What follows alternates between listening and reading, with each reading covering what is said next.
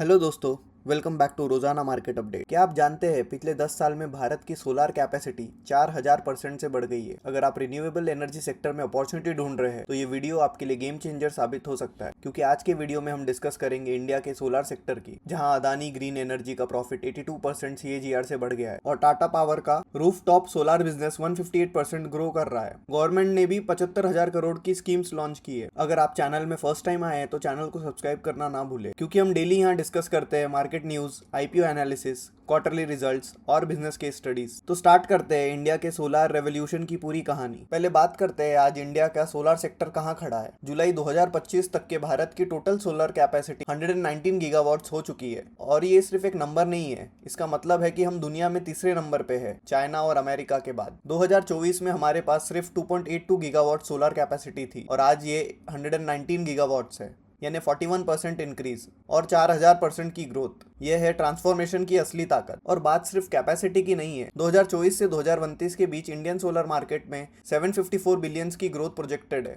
जो कि 42.4% की CAGR ग्रोथ है। इंडियन गवर्नमेंट का टारगेट है कि 2030 तक के 500 gigawatts non fossil fuel capacity होनी चाहिए और इसमें से सोलर एनर्जी का हिस्सा सबसे बड़ा होगा। आज रिन्यूएबल एनर्जी हमारे टोटल इंस्टॉल्ड कैपेसिटी का 50% से ज्यादा है। तो दोस्तों, ये एक फाउंडेशन है जिस पर इंडिया का सोलर सेक्टर खड़ा है। अब बात करते हैं कैपेसिटी ग्रोथ जर्नी की। ये चार्ट देखिए आप। 2014 में सिर्फ 2.82 गीगावाट्स था, जो बढ़ के 2018 में 25 गीगावाट, 2020 में 38 गीगावाट, 2022 में 62.8 गीगावाट, 24 में 92 गीगावाट और 25 में बढ़ के 119 गीगावाट हो गया है।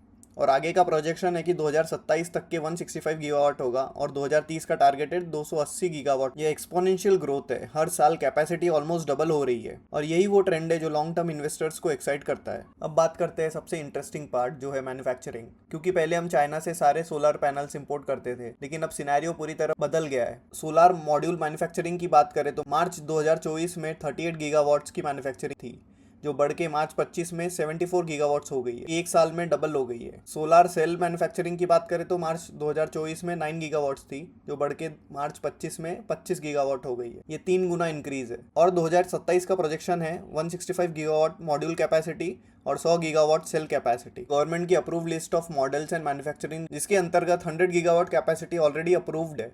और यही वो रीजन है कि डोमेस्टिक कंपनीज को बहुत फायदा हो रहा है। इंडिया के सोलर सेक्टर की सक्सेस की बड़ी वजह गवर्नमेंट स्कीम का सपोर्ट है, जिसमें बहुत सारी स्कीम्स लॉन्च की है गवर्नमेंट ने। चलिए देखते हैं मेजर स्कीम्स। PM सूर्य घर योजना, जिसमें टारगेट है 1 करोड़ घरों में रूफ टॉप सोलर लगाना। अभी तक 10 लाख घरों में सोलर लग चुके हैं। इसमें गवर्नमेंट सब्सिडी भी प्रोवाइड करती है। 1 किलोवाट पे 30,000, 2 किलोवाट पे 60,000 और 3 किलोवाट पे 78,000।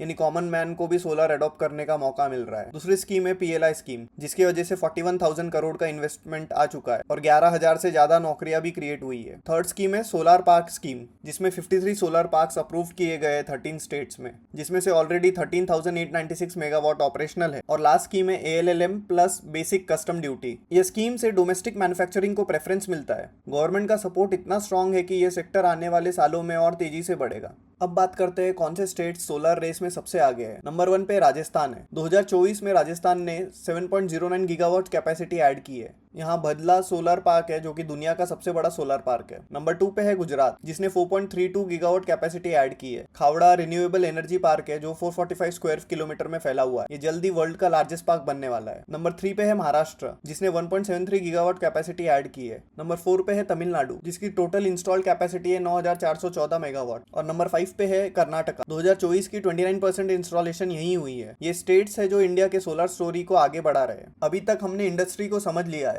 अब बात करते हैं कंपनीज की जो इसमें इन्वॉल्व है। अदानी ग्रीन एनर्जी इंडिया की सबसे बड़ी रिन्यूएबल कंपनी है। कंपनी का मार्केट कैप 1,79,000 करोड़ है। कंपनी का रेवेन्यू भी 20.8% से ग्रो हो रहा है और नेट प्रॉफिट भी 58.8% से ग्रो हो रहा है। कंपनी का EBITDA $1 बिलियन पार कर चुका है। लॉन्ग टर्म परफॉर्मेंस देखे तो कंपनी का रेवेन्यू 5 साल में 35.6% ग्रो हुआ है और प्रॉफिट भी 5 साल में 82.1% ग्रो हुआ है। फाइनेंशियल ईयर 25 में कंपनी ने 3.3 गीगावाट ग्रीनफील्ड कैपेसिटी ऐड की है, जो इंडिया के सोलर एडिशन का 16% है। चलिए अब बात करते हैं टाटा पावर की। कंपनी का मार्केट कैप 1,38,000 करोड़ का है। अगर Q2 का परफॉर्मेंस की बात करें तो कंपनी का रेवेन्यू 15,770 करोड़ रहा है और कंपनी का पैट 14% से बढ़ा है ईयर ऑन ईयर बेसिस पे। कंपनी रूफटॉप सोलर में लीडर है। कंपनी ने टोटल इंस्टॉल्ड कैपेसिटी 3.8 गीगावाट की है और अभी तक के 2.5 लाख से ज्यादा इंस्टॉल कर दिया है।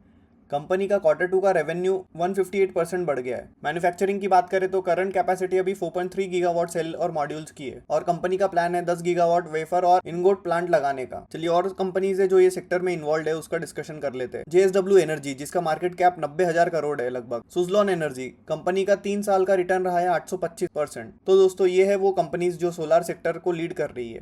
अब बात करते हैं इन्वेस्टर कितने बुलिश है इस सेक्टर पे। फर्स्ट हाफ 2025 इन्वेस्टमेंट की बात करें तो 32 बिलियन का इन्वेस्टमेंट हो चुका है, जो कि 57% ईयर ऑन ईयर इंक्रीज है। कैपेसिटी एडिशन की बात करें तो फर्स्ट हाफ 2025 में 22 गीगावाट कैपेसिटी ऐड हुई है, जो ऑल टाइम रिकॉर्ड हाई है। एक्सपोर्ट मार्केट की बात करें तो 2024 में एक्सपोर्ट 3 गुना बढ़ा है, 5.8 गीगावाट मॉड्यूल एक्सपोर्ट हुए। इंडिया अब चाइना +1 स्ट्रैटेजी का बेनिफिशियरी बन रहा है। रूफटॉप मार्केट की बात करें तो 2024 में 2.37 बिलियन रहा है और प्रोजेक्शन है कि 2033 तक के 4.21 बिलियन होगा, जो कि CAGR 6.3% की ग्रोथ है। तो ओवरऑल इन्वेस्टमेंट का फ्लो तो स्ट्रांग है और ये आगे बढ़ने ही वाला है। अब बात करते हैं कि इस सेक्टर में क्या क्या अपॉर्चुनिटीज है। सबसे पहले तो मैसिव टारगेट गैप है। 2030 तक के 500 गीगावाट का टारगेट है, मतलब अभी 200 गीगावाट का ऐड करना बाकी है। मैन्युफैक्चरिंग बूम भी है, डोमेस्टिक प्रोडक्शन कैपेसिटी हर साल डबल हो रही है। चाइना +1, ग्लोबल कंपनीज इंडिया को अल्टरनेटिव मैन्युफैक्चरिंग हब के रूप में देख रही है। गवर्नमेंट का सपोर्ट भी है, एक्सपोर्ट अपॉर्चुनिटीज भी बहुत है, हाइब्रिड प्रोजेक्ट्स भी बहुत है जो कि सोलार, विंड और स्टोरेज सॉल्यूशंस प्रोवाइड करेंगे। ईवी इंटीग्रेशन में भी अपॉर्चुनिटी है, जो कि ईवी चार्जिंग इंफ्रास्ट्रक्चर के साथ इंटीग्रेशन होने का। ब्लूमबर्ग NEF का एस्टिमेट है कि 2050 तक के इंडिया की 75% इलेक्ट्रिसिटी रिन्यूएबल सोर्सेज से आएगी। लेकिन दोस्तों इस सेक्टर में चैलेंजेस भी बहुत है,